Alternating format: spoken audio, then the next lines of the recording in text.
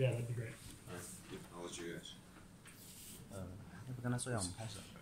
我不在。Okay, yeah, just on the side is fine.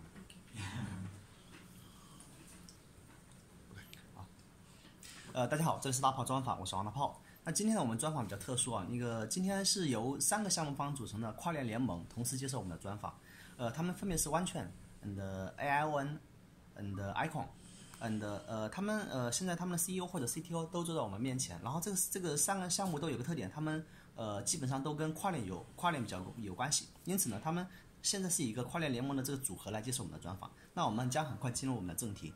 那第一个问题啊，就是我想邀请就是跨链联盟这个3个项目方能否先简要的跟我们那个国内的读者介绍一下你们的项目，包括说这个项目是怎么来的，要解决什么样的问题，以及他们大概以什么样的这个技术原理去解决这个问题。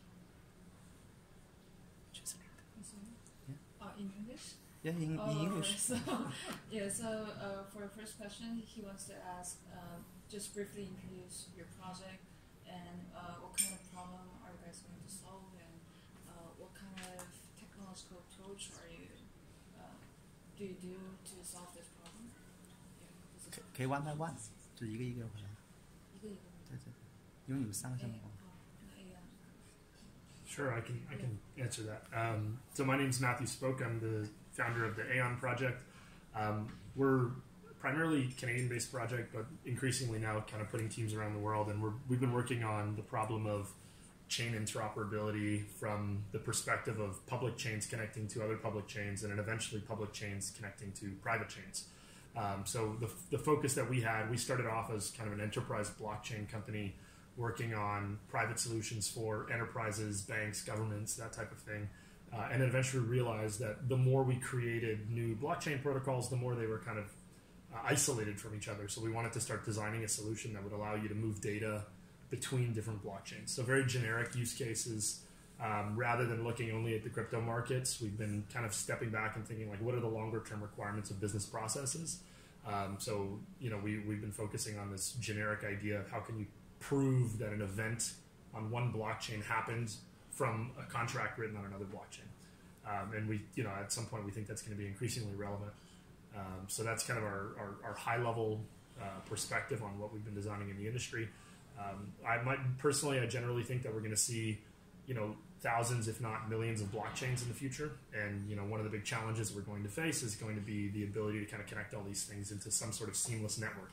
So from the user's perspective, it's not so much having almost like a vendor lock into a single blockchain or a single ecosystem, but you'll be able to build applications and businesses that sit on top of a network of blockchains. So that's kind of the layers of technology that we're focusing on at AION. Thanks, Matt. My name is Dustin Byington. I'm the president of Wanchain. I've been starting blockchain businesses since 2013, including Satoshi Talent, Tendermint, and Stoken's Venture Capital. I know Jack Liu from my time in Austin, and knew him in the various early days of Factom, actually back before they were Factom, when they were notary chains. And so Jack Liu was a technical co-founder of Factom, and has been focused on the problem of connecting these isolated chains that Matt spoke about for quite some time, because Factom has a multi-blockchain architecture. And so he's been cued into this problem for many years, and has been thinking of an elegant solution that would scale effectively and be reasonable to implement. And after lots and lots of time of thinking, in 2016, him and the Wang Glue Tech team created a proof of concept that allows for the connection to other chains in a manner that doesn't require those chains to make any update to their core code. No soft or hard fork required. And furthermore, it's permissionless. They don't need to. They don't need to accept any kind of new proposal. And so this is an approach that we believe will scale quite effectively. And we'll be first starting to anchor with Ethereum in the summer, and then roadmap is scheduled for Bitcoin end of year, but we actually think we can be a little bit ahead of schedule on that. And then many public and private chains thereafter. 네, 저는 아이콘 CTO인 박재호라고 합니다. 네, 오늘 이렇게 이제 여러 블록체인 쪽에서 이제 인터체인을 이제 염두에 두고 있는 회사들이 이제 모여서 이제 얘기를 나누고 공통점을 많이 발견할 수 있습니다. 우선 이제 아이콘 아이콘 같은 경우에는 어떤 이제 고객의 요구사항 아니면 공동체 요구사항이 있느냐면 어떤 공동체들이 각각은 다 블록체인을 구성할 수 있는데 각각 구성한 이 블록체인을 어떤 식으로 서로 연결시킬 것이냐, 연결시키는 과정에서 각 공동체가 어떤 역할을 할 것이냐가 지금까지는 상당히 모호합니다.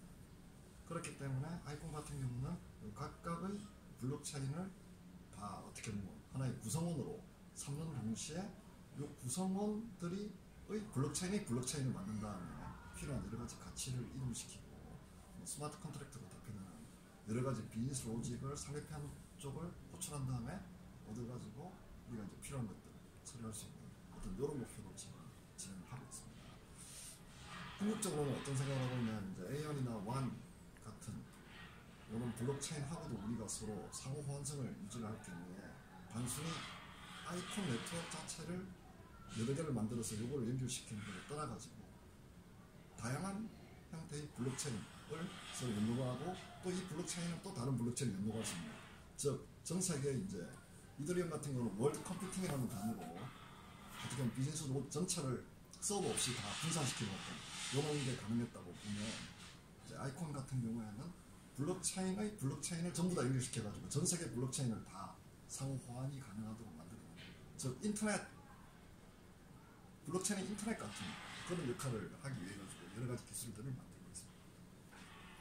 So can you help us translate into English or Chinese? So yeah, we will send you the transcript afterwards, but just to brief it into a short couple of sentences. ICON started as a enterprise solution, but we saw that there's a demand from each communities or consortium to be connected to each other. So that's how we came up with ICON protocol, and what we're aiming to do is to connect these isolated blockchains while make them independent to each other at the same time.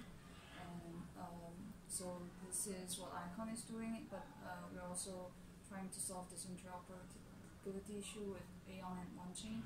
And so Jay mentioned that while Ethereum wants to be the world computer, what we're trying to do is to be the internet of blockchains. So AION and Wanchain and ICON could be one interoperable network, while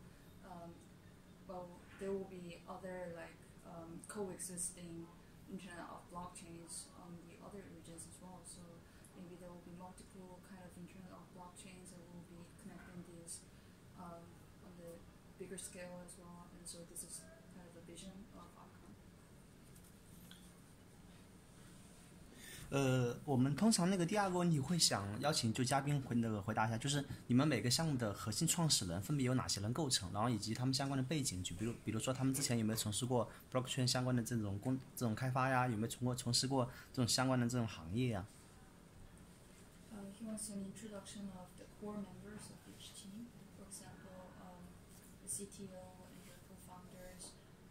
Do they have any related background to blockchain, or do they have some experience for blockchain previously? So that kind of overlap your answers. Well, we can go the other way around. Thank you.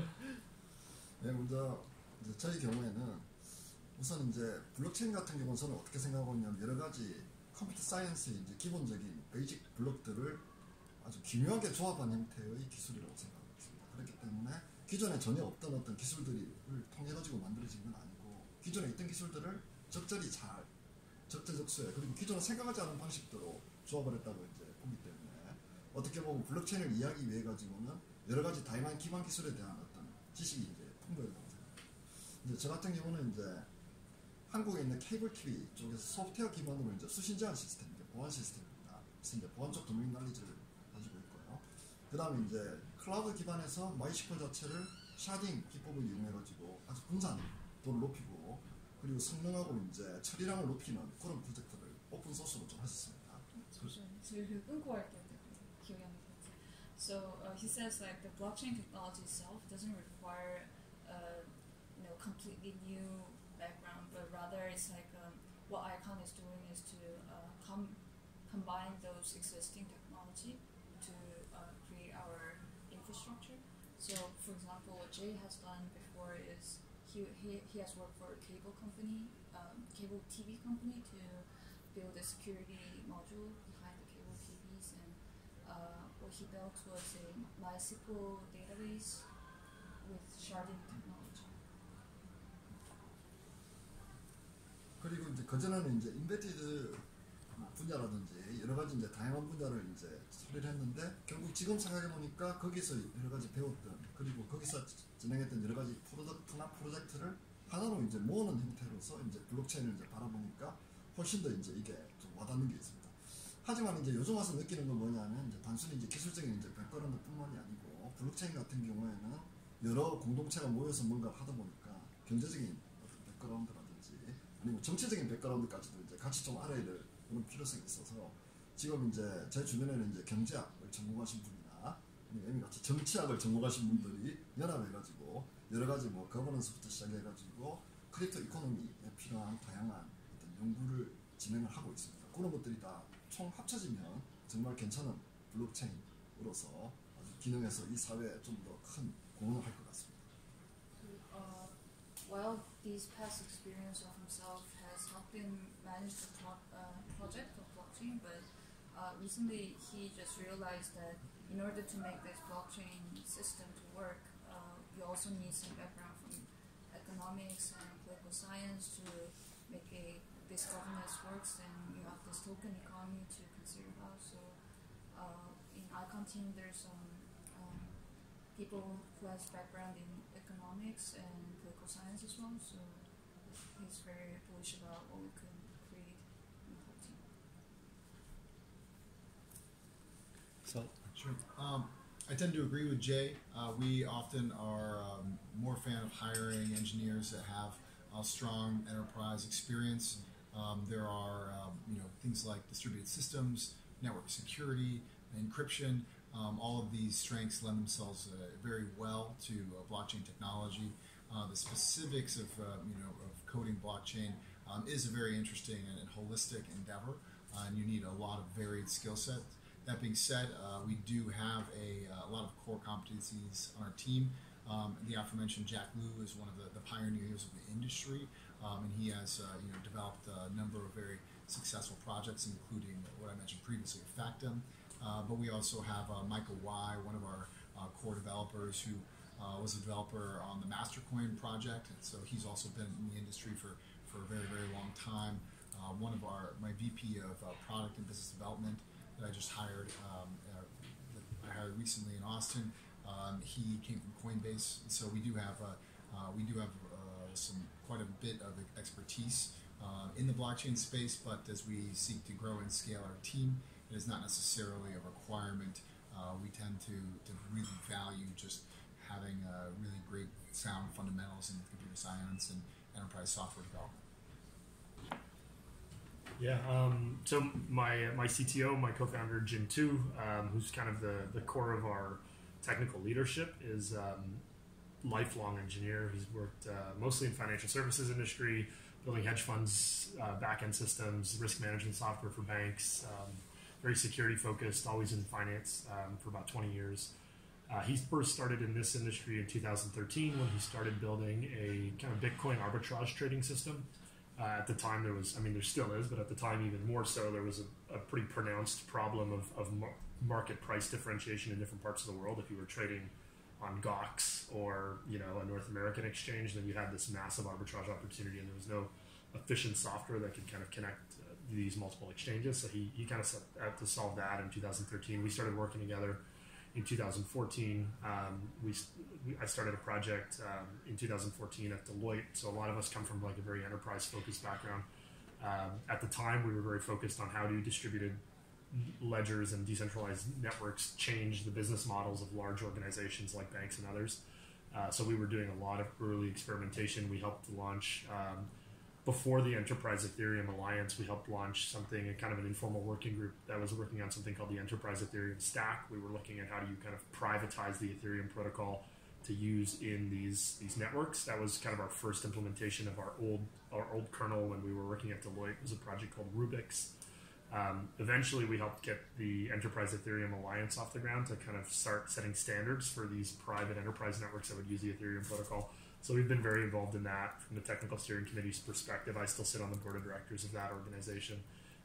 Beyond that, I mean, our team has grown dramatically over the course of the last 2 years. We have a core group of engineers that have been with us for about that entire period of time. Chris is one of them who's joined us today, and a number of other engineers back in the office that all have backgrounds less so directly in the blockchain space rather than the 2 years they've worked with us, but coming from either academic backgrounds in deep research or working on virtual machines or cryptography, and increasingly focusing on how do we find people that have these disciplined engineering backgrounds and apply that discipline to the blockchain space. I think one of the things that we found when Jin first started looking at this industry closely is there was a lot of exciting innovation happening, but a lot of the development was happening from relatively young and inexperienced teams, and there was still a missing kind of discipline in the way that the engineering was happening in this industry. And we think that as we work towards mainstream adoption, there's a lot of room for structured, organized approaches to how do we build software.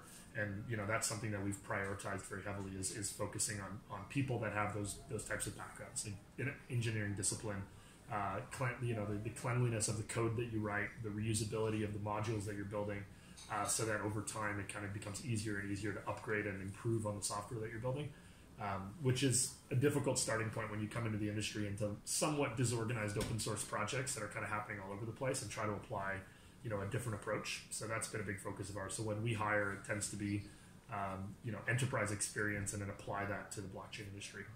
And then I echo what these guys said about there's obviously a huge layer of economics that you have to think about. We've developed a really strong team that really focuses more on like monetary policy and economics, and as a layer on top of our technology, because it's a critical behavioral psychology to think about how will users interact with these systems, not so much how will the software work.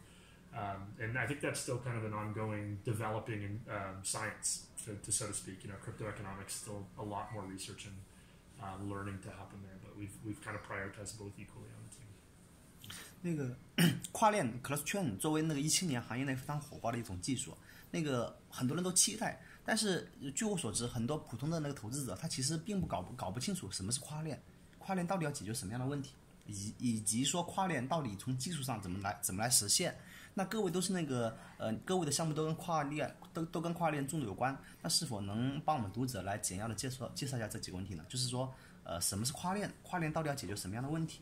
以及跨链的就你们项目上的跨链大概从什么角度，从什么技术上来解决？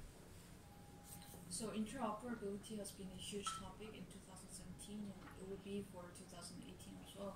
But for the general public's perspective, they don't really seem to understand exactly how this interoperability issue is trying to solve the problem and what problem is it going to solve. So he wants each team to explain how to solve this problem and what kind of technical approach are you doing right now, and 其实就是什么是跨链？跨链能解决什么问题？以及你们的技术怎么来解决的？ So what's cross-chain will be the first question. What is cross-chain? Or what is interoperable blockchain? And how do you solve this problem? Do you want to go ahead? Sure. Today's blockchain industry looks very much like the days of the intranet before the global internet was created that connected all of the various intranets. And so what we saw when the computing industry moved from the intranet to the internet was an unlocking of a huge amount of value. There's huge amounts of value that can be unlocked when you connect these various networks that are currently isolated. And so that's the goal of these projects. Right now, with the industry trading, in the hundreds of billions, I think it's quite likely that when we're able to connect them, that we'll begin trading in the trillions. And actually, that's the biggest factor that's eliminating the larger, this larger growth of the industry. And Wanchain solved this problem through a mechanism called secure multi-party compute that enables for you can think of it, the visualization is to imagine digital assets moving over a bridge and moving onto Wanchain. And so on Wanchain's blockchain, we'll be able to sit many of the world's digital assets, whereby once they're all sitting on this one blockchain, then we can do things like create decentralized exchanges with real simple smart contracts. We can also do things like create index tokens with simple smart contracts that allow users to maintain custody of their private keys. These are using Wanchain, you can create very simple, solve these very complicated problems rather simply, and so the architecture is rather elegant in that manner. And the actual specific way it happens is the assets don't actually move. More specifically, they're locked on their native chain, and new tokens are minted on Wanchain. And we use secure multi-party compute to lock the tokens in a way that doesn't present the users any central custody risk. The locking happens with a network of validators who have an economic incentive to behave honestly. Yeah, I think probably the perspective that we brought to this problem is that multiple protocols are being developed that are not being developed to be compatible with each other. So there's many different blockchains now, as you know. There's more being proposed, many that are in their testnet phases, getting ready for their launches this year or next year. And many of these have, important characteristics, but very different characteristics. So the way we looked at it, like analogously, was, building Apple computers and PC computers, and realizing that although the protocols were different and the operating systems were different, they still needed to have a common mechanism to communicate, so that emails leaving a PC could be received on an Apple, for example. And that's not too different. Jay mentioned the analogy that Ethereum likes to use of being the world computer. Now there are many world computers, right? There are world computers being built on different networks that have a unique language that they speak, and that language is kind of articulated through the design of their virtual machines, the design of their consensus algorithm, the way their smart contracts are written, but they're non-compatible from one to the other. So when we looked at this problem, we realized that a lot of people were positioning the blockchain industry as kind of the next generation of the internet. But the challenge is that we were all building next generations of the internet in 10 or 15 different places. There was 15 next generations of the internet popping up, and there was a little bit of a conflict because of that, right? So all of a sudden we were building decentralized identity protocols on one protocol, and we were building decentralized asset management protocols on another system, and et cetera, et cetera, et cetera. And at some point we need to start connecting the dots. So we really see this as an opportunity to really unlock the decentralized internet, this next generation of the internet that we're all working towards. And part of that decentralization for us is also a decentralization of risk from a protocol perspective. We think it's a bad outcome if it's a single protocol that succeeds, because that one protocol may be it may be found to have a vulnerability. It may be found to not be well designed 5 years from now, 10 years from now.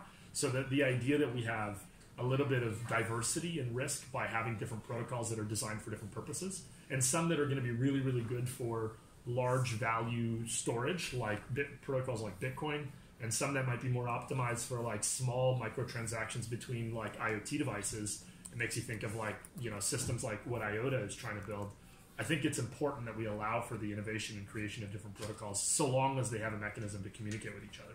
So part of our design was very, very focused on making sure that we could allow heterogeneous systems to exist, not require them to update to match our communication protocol. So we don't anticipate that blockchains would have to fork or anything into the AION protocol. So our protocol needs to be generic enough to be able to understand the messages that happen on different blockchains. So we see our bridge protocol almost as being an interpreter, and say I can understand an event on blockchain A and transmit that event in a way that is understandable to blockchain B, and making sure that interpretation is generic enough so that all current systems could be compatible with this, and all potential future systems could be compatible to this, so that this almost becomes like the mechanism of what the TCP/IP protocols were to the internet.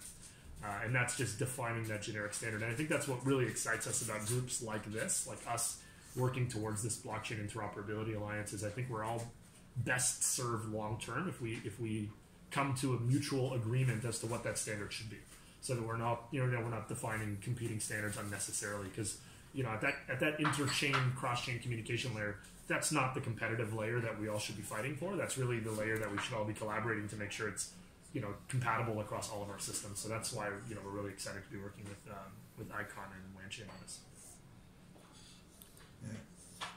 인터체인 관련해가지고 아주 흥미로운 일이 한국에서 지금 벌어지려고 하고 있으니까 그 사례를 하나 들어보고, 그리고 그 사례를 아이콘에서는 어떤 식으로 해결하는지를 구체적으로 좀 설명하면 도움이 될 것 같습니다.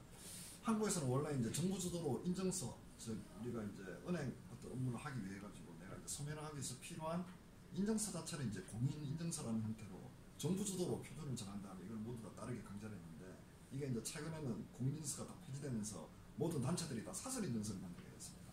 그래서 이제 사설 인증서를 만드는 여러 가지 방법들 중에 하나가 이제 바로 블록체인을 이용합니다.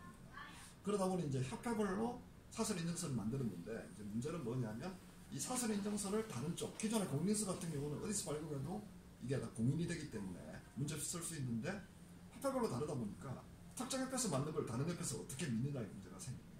즉 A라는 블록체인에서 만든 인증에 대한 내용을 B라는 블록체인에서 믿지 못하는 이런 상황이 벌어집니다.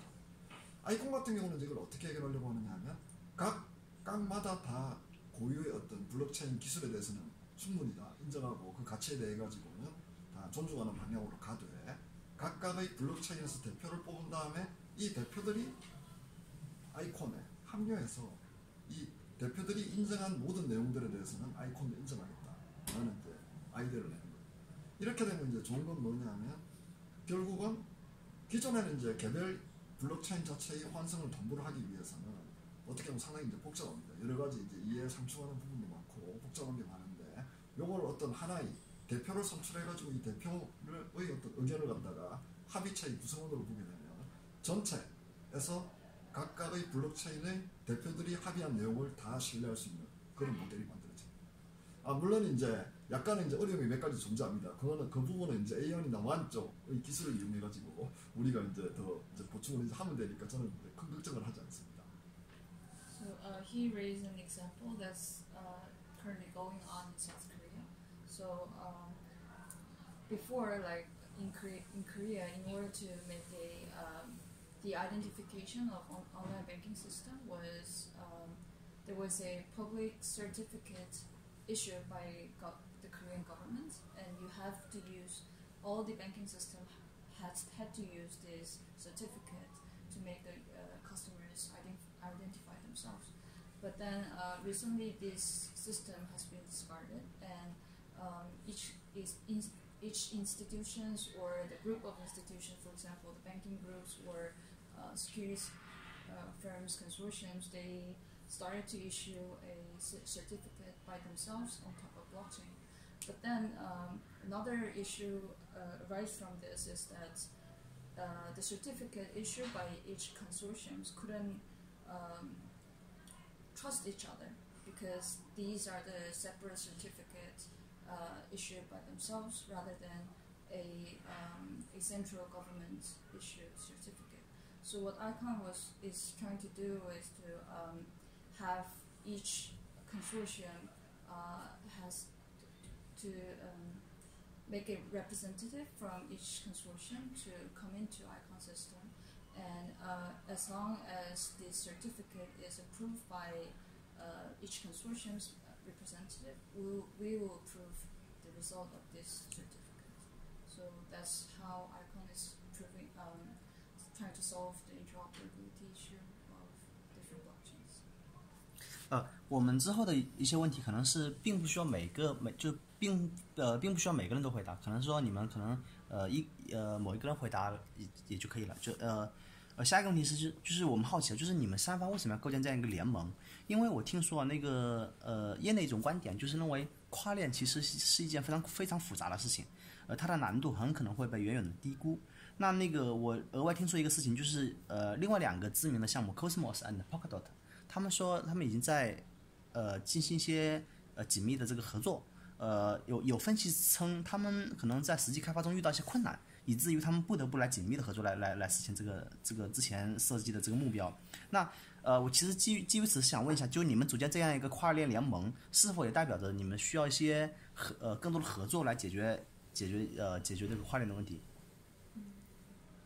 So this question doesn't need to be answered by each one of you, but rather just one person could have a representative answer. So his question is that so there are many problems arising from trying to solve this interoperability issue. For example, Cosmos and Polkadot, they have some problem in their technical development side. So there's people saying that they are already in close collaboration in terms of technical development, and he wants to know in what terms is this BIA working together towards this technical development side, and why are you? What was the second question? Sorry. What's the purpose? What's the purpose of having an alliance? What's the how you guys would value the alliance of building an alliance? Because community concerned, the reason the Cosmo and another company they cooperate together is because they found there's a difficulty on technical things. That's why they close cooperation on coding.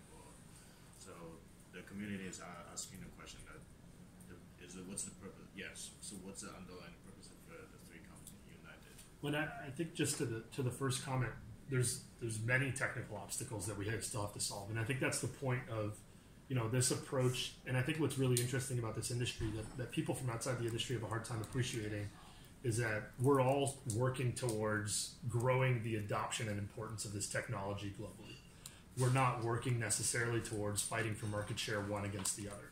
So these are not competitive systems. These are not competitive companies. For the most part, we're talking about how do we instill the importance of decentralization to the rest of the world. So if we're at 1% adoption, maybe we're less than 1% adoption, we're really trying to plan for how do we appropriately grow that to 50%, 100% adoption over the course of the next 5 to 10 years. So from our perspective, that's always meant, when possible, collaborate. And when you're working on a technical problem that somebody else is working on, you may as well start talking to them about what that technical issue is, because at the end of the day, we're all building open source systems. We're all trying to tackle very complex problems that in many cases have never been tackled before.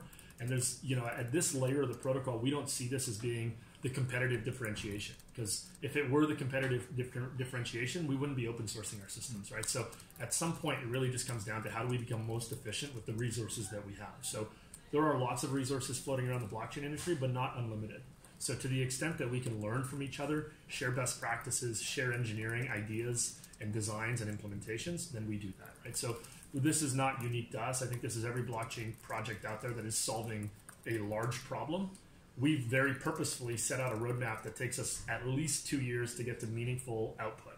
Doesn't mean we're not releasing code as we go, but we really do have areas of our roadmap that are, as much in theory as they are in practice. And some of these theoretical items, we have yet to put engineering solutions to solve that theory, right? So this is where we hope to lean on our partners and our friends to say, well, do you have an approach that is unique that we haven't thought about, and can we learn from you, and can you learn from us? And is there a way that we can kind of accelerate our roadmap so that at the end of the day, we've established, the decentralized economy as a more mainstream idea? And that's kind of our winning proposition. We don't build this for revenue. We don't build this for, this is not a business. And this is what's very different than I think the last generation of major tech companies that emerged, is people were really fighting for market share and profitability. We're fighting for adoption and kind of social impact. And I think, you'll see that in the legitimate projects in this industry. We're very motivated by that kind of end goal rather than, just getting better market share and bigger profits. Yeah, and I'll add that I can't speak for Cosmos or Polkadot, but I can speak for Wanchain, AION, and ICON when I say that we share a specific mindset, and that mindset of one of collaboration. And we all have a very ambitious vision to solve this very significant systemic problem of interoperability. I think we think we're better off. Our chances of solving it are increased dramatically by working together.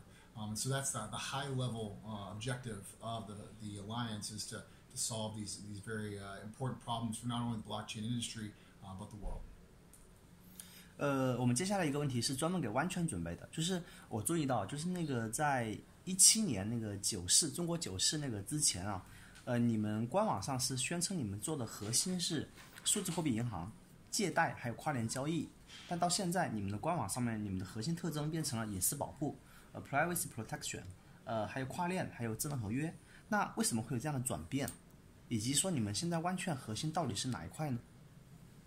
Could you help us translate? Yeah, sure. So this question is actually for Wanchain.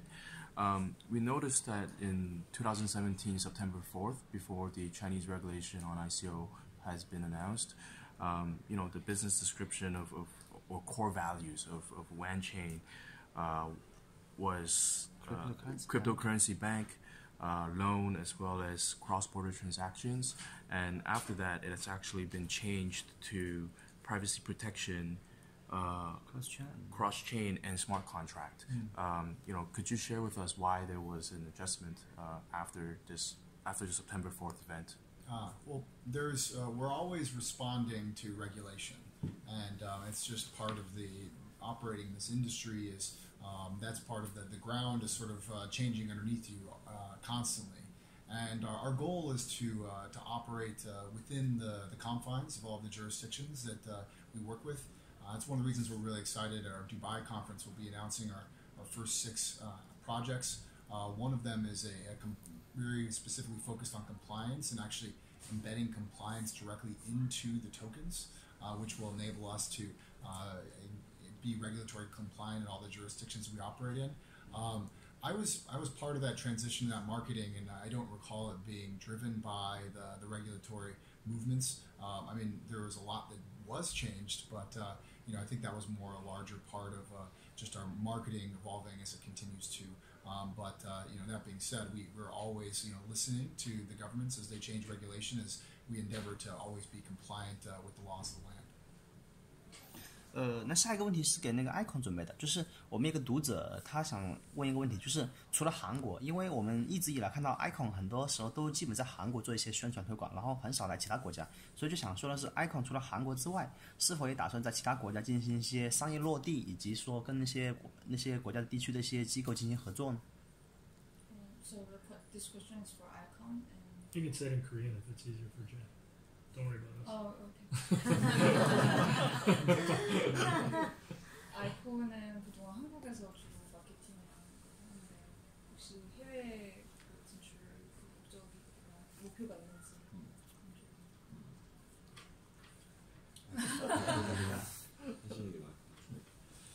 우선 아이콘 같은 경우는 이제 어떻게 보면 아이콘 자체 이제 개발이 이제 한국에서 이제 주로 이루어지다 보니까 한국 쪽에서 실제 많은 이제 활동들이 이루어지는 사실입니다.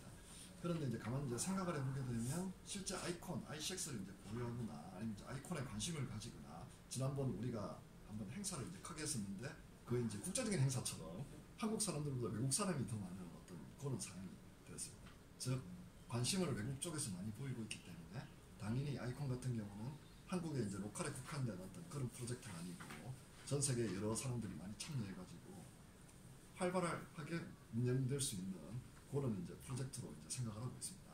그래서 이제 그 일환이 여러 가지가 있는데 그 중에 하나는 뭐냐면 이제 디앱팀 같은 경우에도 전 세계적으로 이제 유명한 여러 디앱팀을 모시고 아이콘 자체의 네트워크를 이용해가지고 여러 가지 어떤 작업을 좀 하려고 생각하고 있고요.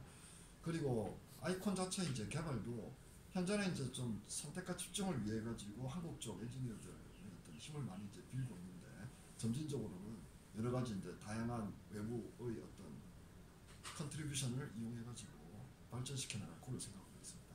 그리고 이제 오늘 이 자리하고 연관이 있는데요. 결국은 상호 호환성, 상호 운영성을 담보하려면 AION이나 원 같은 이런 여러 가지 블록 기존에 이제 같이 우리가 협력하겠다고 이제 이렇게 컨소시엄, 어소시에이션을 맺은 여러 회사들하고 이제 공동 작업을 이제 진행을 하면 정말로 이제 명실상부한 글로벌한 그런 프로젝트가 되지 않을까 그렇게 좀 기대를 하고 있습니다.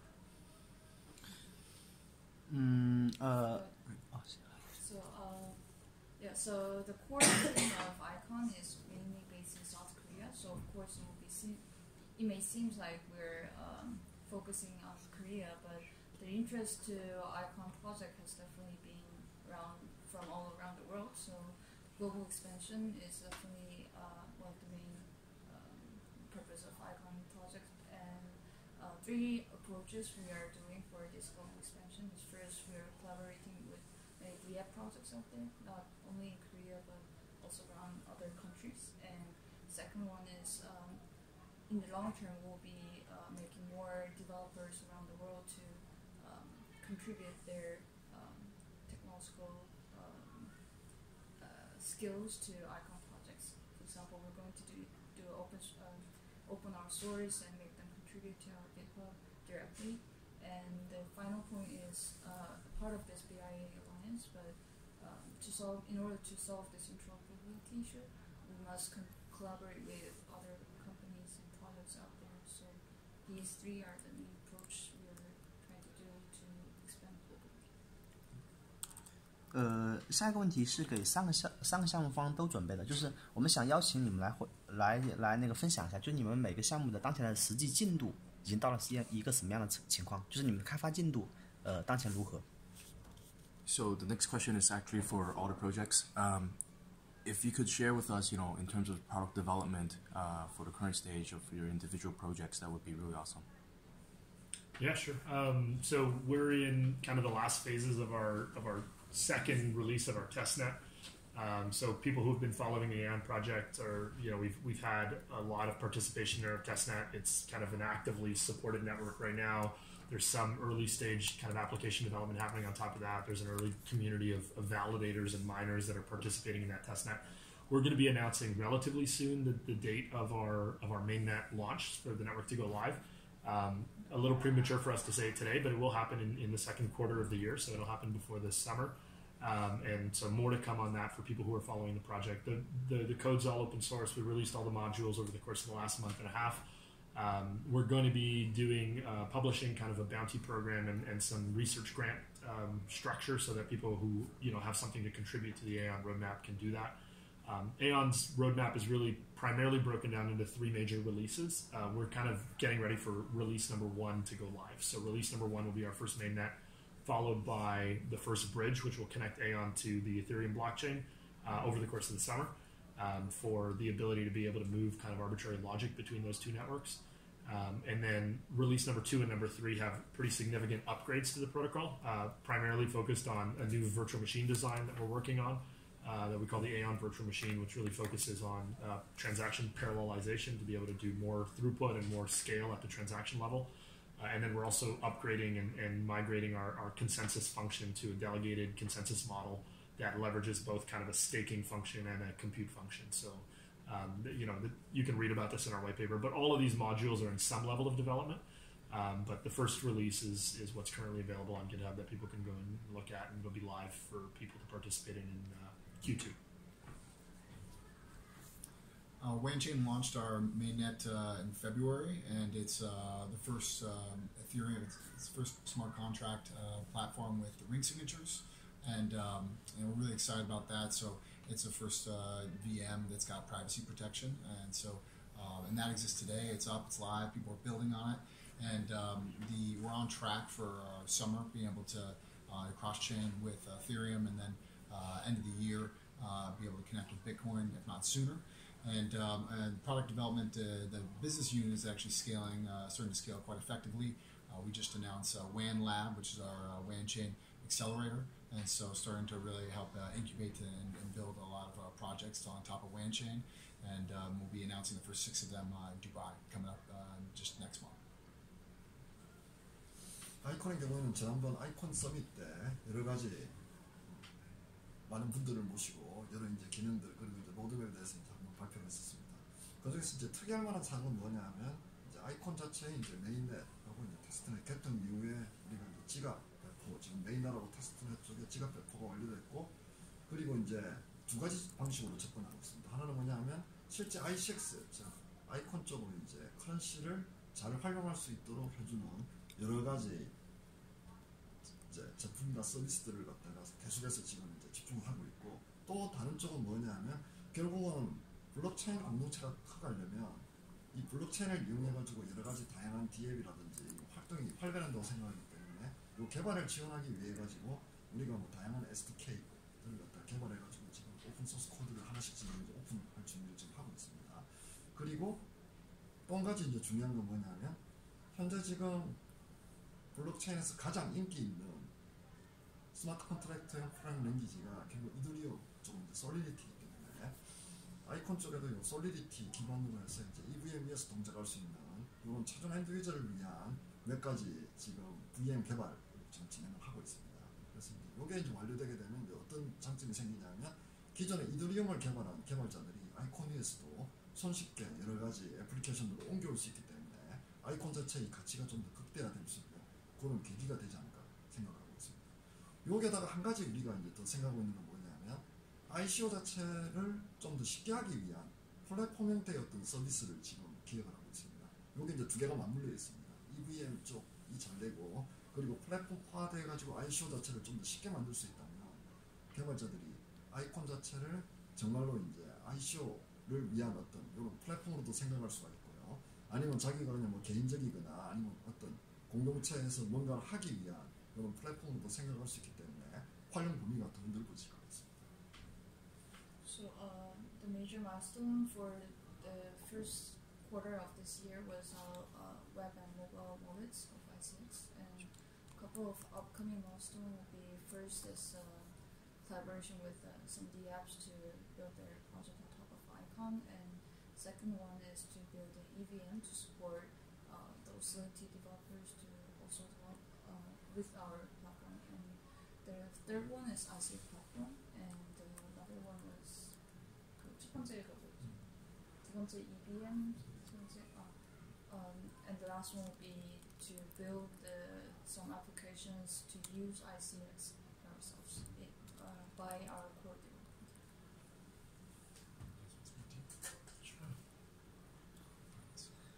下一个问题也是还是给那个Wanchain准备的，就是因为Wanchain的主网已经上线了嘛，那很多人就关心，第一个就是你们上面是否已经有哪些 DApp 了，然后这第一个，第二个是你们跟 Junero 跟Storage 的合作，给Wanchain到底能带来多大的作用，以及具体的合作形式是什么样子的。The next question is it's actually from the community for Wanchain. So since that the mainnet is already live,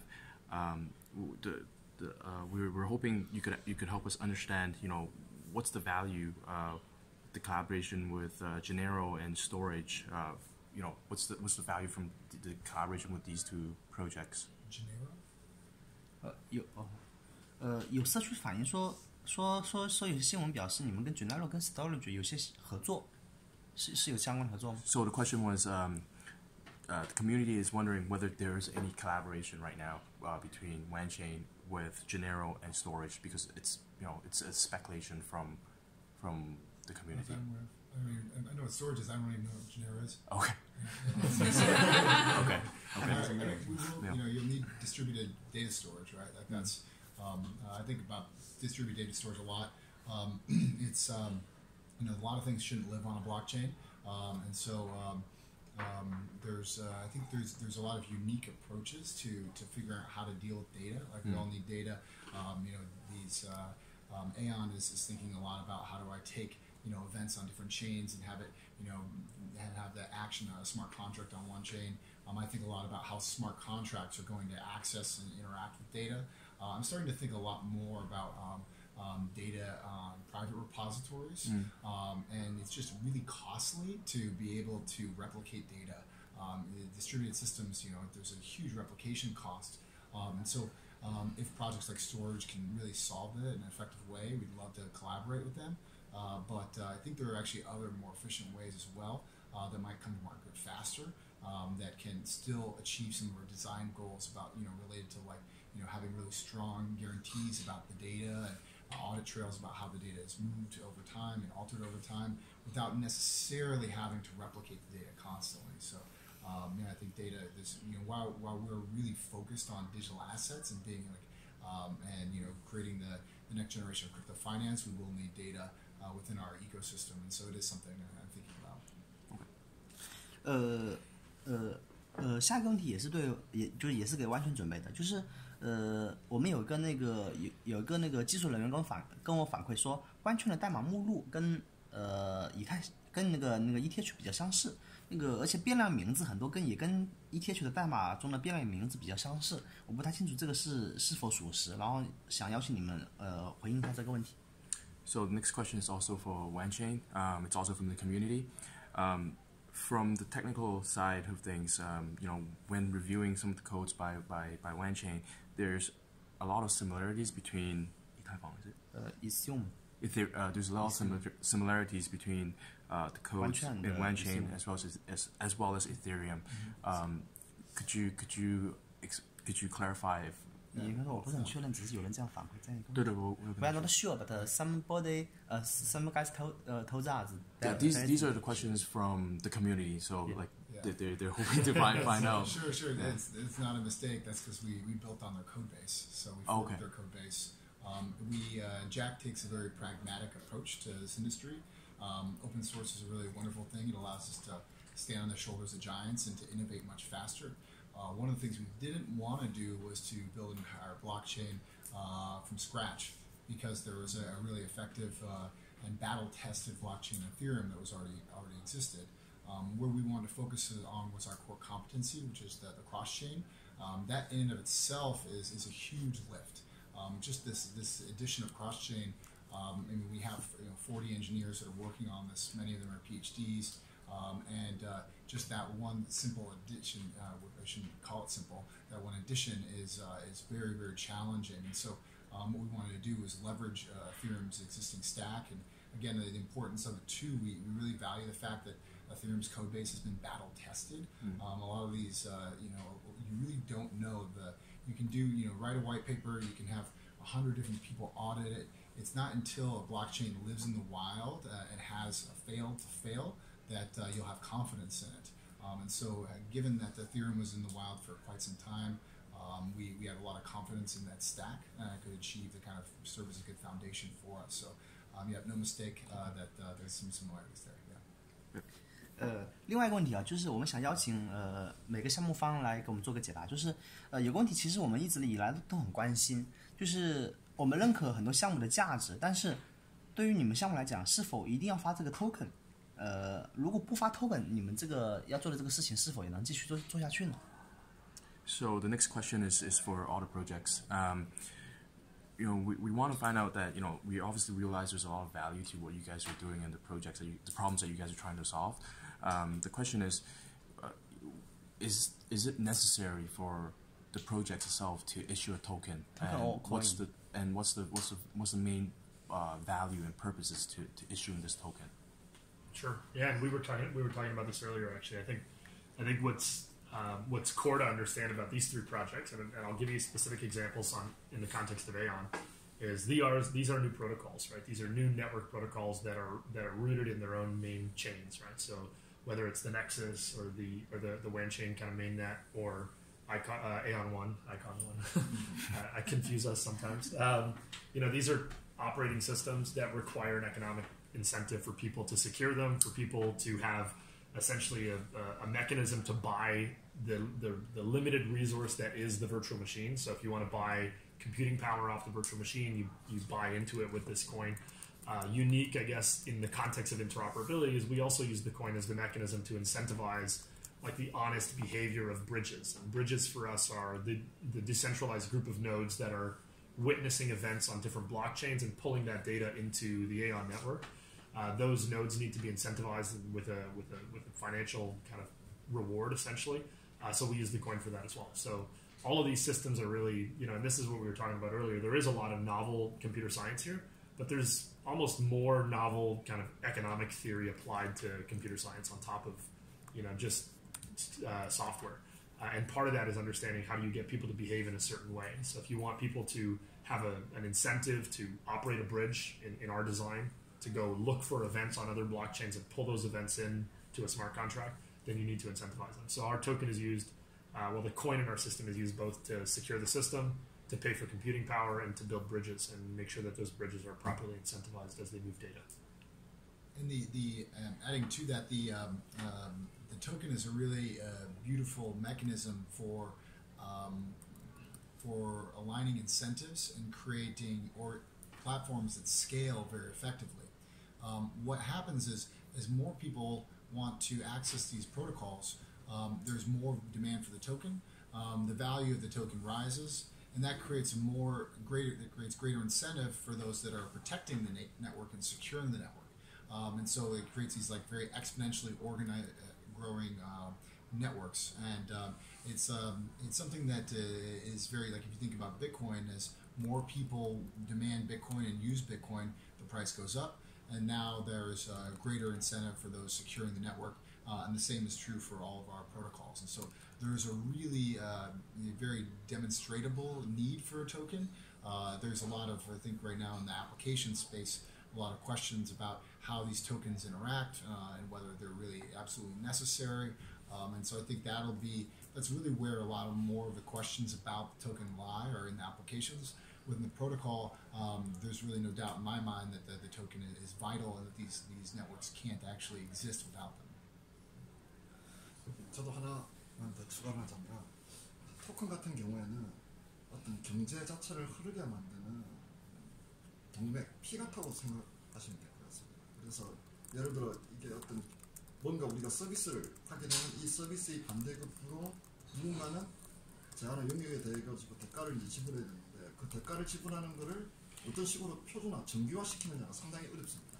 그런데 토큰이 도입되게 되면 이게 상당히 쉬워집니다. 물론 이제 이 토큰 자체가 아니고 이제 커런시로 할 수도 있는데, 커런시를 이용해 가지고 하는 방법 말고 토큰을 하는 방법이 이제 또 한 가지 장점이 생기는 게 뭐냐면, 결국 개별 경제 주체가 자기 나름대로 어떤 유닛을 만든 다음에 자기가 어떤 하는 서비스에 대한 여러 가지 척도로서 그 토큰을 이용해 가지고 독자적으로 또 가격을 매길 수 있는 그런 장점이 있습니다. 물론 요거하고 커런시하고 다른 토큰하고 또 서로 상대적인 어떤 교환 비율이 정립이 되면 전반적인 어떤 경제 시스템을 운영하는 과정에 있어가지고 상당히 명쾌한 그런 그림을 그려낼 수 있기 때문에, 제가 생각하기에는 블록체인 쪽에서 토큰이나 커런시 쪽이 없으면 서비스라든지 이런 거를 제공하고 이걸 소비하는 과정에 있어가지고 상당히 애로가 발생할 것 같습니다.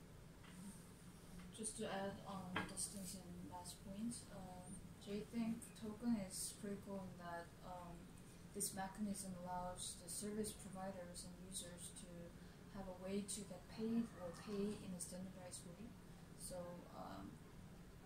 when somebody contributes their service on top of AION platform or any other platform, they need to get paid, but this cannot be, the token really helps them to standardize how they're going to get paid and how much they're going to be paid. So he thinks this is why a token is really critical to this whole Bitcoin or any other blockchain public projects out there. And essentially, eventually, if the decentralized exchange or any exchange between the tokens, the ratio becomes more stabilized, the whole ecosystem will be more activated in terms of how and standardized in terms of how people can freely contribute their service and users can freely use the service on top of blockchain. 接下来还有一个问题也是给3个项目方都准备的，就是我想邀请你们来分享一下，就是你们近期接下来有没有什么跟中国的一些中国的一些机构合作的打算呢？比如说有没有接下来打算上一些中国的交易所，或者说跟中国的一些其他项目有些深度的合作呢？ So the next question is for all the projects as well. In the upcoming months, are there any plans to work with any institutions or projects or even exchanges in China, Chinese-focused institutions? I can take it. There's so there our first we were just in Beijing and had a conference that had our first 3 Chinese applications that we're announcing. And they're actually not applications; they're standalone blockchains, and each of them focusing on an industry vertical. One of them gaming, another travel, and another media. And all 3 of these leverage Wanchain's core infrastructure and cross-chain capabilities, and allow for the building of specific industry dApps on top of it. Part of that is one of our early efforts on scaling. A lot of times you don't necessarily, like the gaming chain doesn't necessarily, gaming applications don't necessarily care what travel applications are doing. So there's a lot of overhead into like processing all that information at the same time. And so by separating them, we create some benefits on the scaling front, but we can still connect them. So there will be times when a gamer might want to go travel somewhere, and then they can move their tokens across the bridge.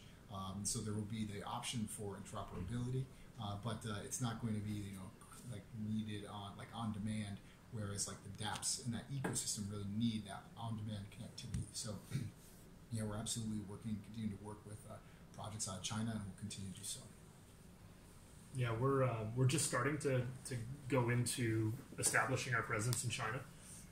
So over the course of the next few months, we're going to be having a team on the ground in China on a permanent basis. So it's still new.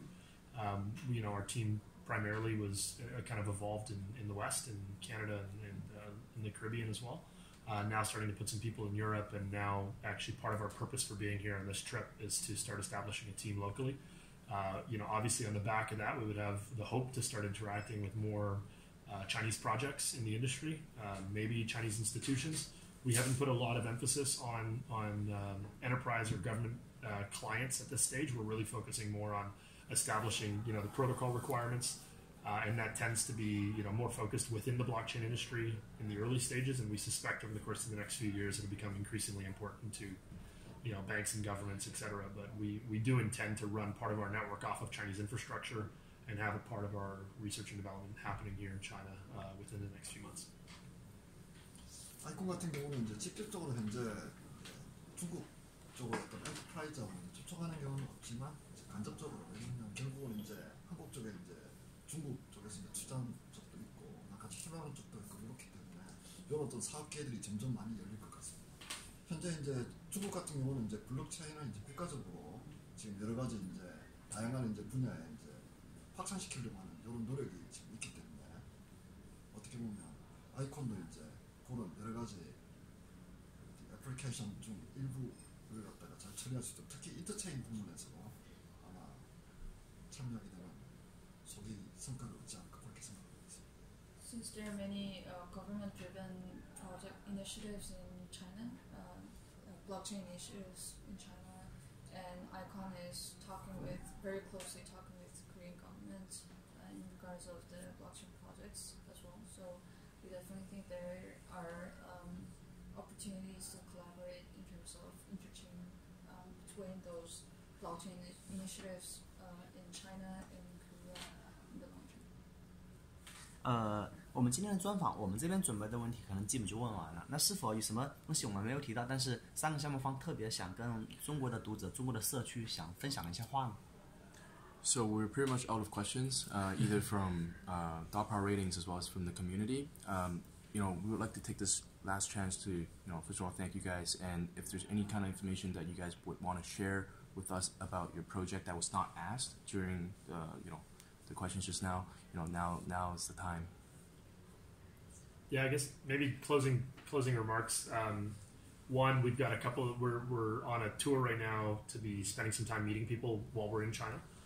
So the event we're doing tomorrow here in Hangzhou, and then we have an event later this week in Shanghai, and then all following that in Beijing as well. So to the extent that people watching are from any one of those communities, we'd love to hear from you. So you can just search AION events, Beijing, Shanghai. You should find us online pretty easily. Secondly, we are starting to put a dedicated focus on just growing our presence in China. So part of our purpose for being here is just to start establishing relationships and really show up on the scene.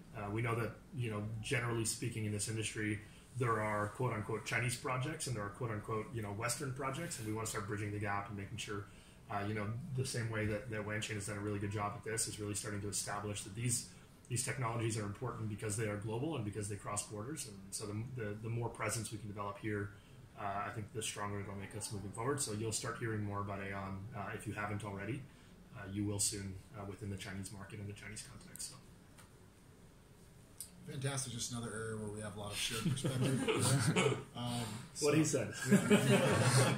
Yeah, we'll be on the road with these guys, and so we'll also be Hangzhou and then Shanghai thereafter, and that'll kind of mark the end of about a 2-week trip that we had here in China.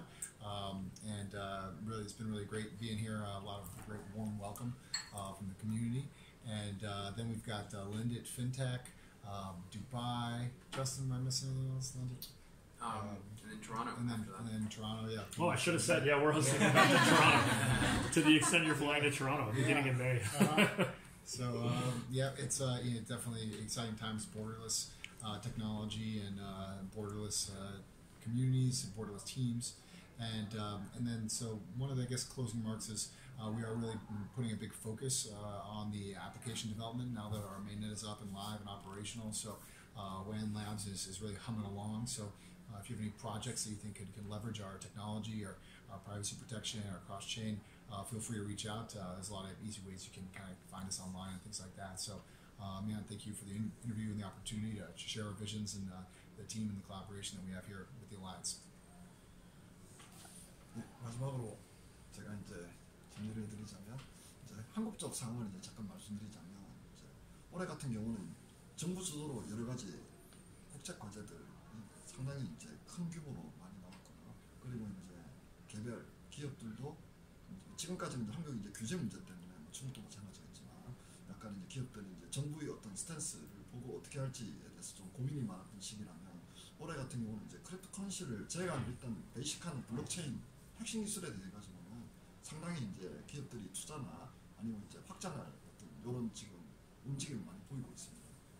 한국뿐만이 아니고 이제 일본, 중국 다 이제 비슷할 거로 생각하고 있기 때문에 오늘처럼 이제 블록체인 여러 이제 어떤 동향이라든지 아니면 어떤 발전 방향에 대해 가지고 좋은 질문들 그리고 이제 좋은 대답들을 한 자리 자체가 벌써 그런 정부와 어떤 기업의 움직임을 반영하는 게 아닌가 하는 게 제 생각입니다. 2018년도에는 정말 블록체인이 이제 어떤 개념 증명을 벗어나 가지고 실제 사회나 아니면 기업에 기여할 수 있는 그런 기술로 자리매김을 확실히 하리라는 어떤 그런 힘을 오늘 제가 여기서 봤습니다. 감사합니다. So last year there were a couple of issues regarding the regulations on cryptocurrencies from South Korea, but this year there are definitely going to be more softened, and there are many investments from the large institutions in South Korea and many government-led huge projects, blockchain projects coming out. And AION is definitely involved in some of them, so we could really look forward to what AION will be doing in South Korea in 2018 in the coming year. And to add on that, we're also trying to expand more globally and meet the local blockchain players out there. We're on this Asia tour around Sydney and some of the Asian countries, including China. So we're really excited to be here in China. We expect a lot of support coming out of China. 那我们今天那个专访就基本到此结束了。再次感谢3位。So that pretty much wraps up our interview for today. Thank you very much for all of your time. Thank you very much.